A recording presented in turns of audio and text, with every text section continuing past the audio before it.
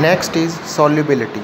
The maximum amount of a solute which can be dissolved in the 100 gram of a solvent at a specified temperature, it is known as solubility. For example, maximum 36 gram of the common salt can be dissolved in a 100 gram of a water at a 20 degrees Celsius. It means at a specified particular temperature, only fixed amount of solute can be dissolved in a fixed amount of solvent.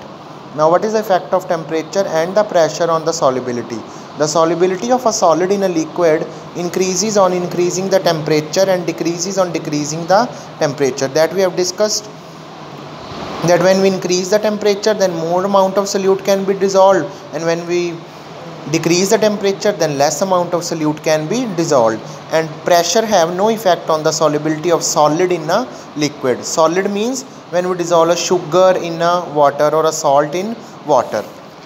Next is the effect of solubility of gases in a liquid. For example, when we dissolve the carbon dioxide in water, we get the fizzy drinks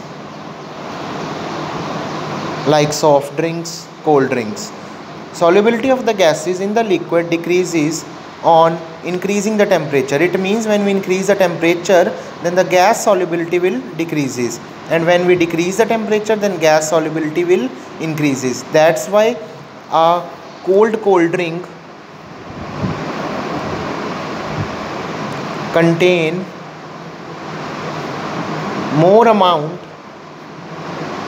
of gases dissolved in it as compared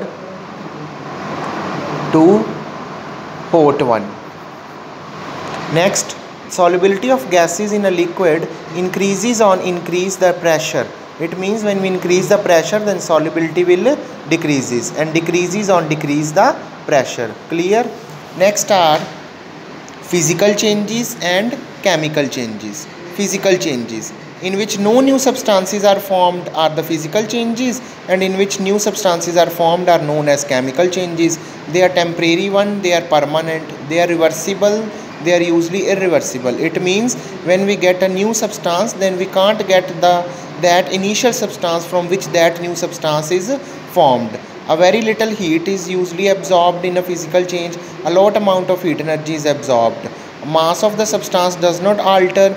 The mass of substance does alter in a chemical change. Clear? For example, physical change, melting of ice, freezing of water. In a chemical change, burning of paper or burning of a wood. Clear?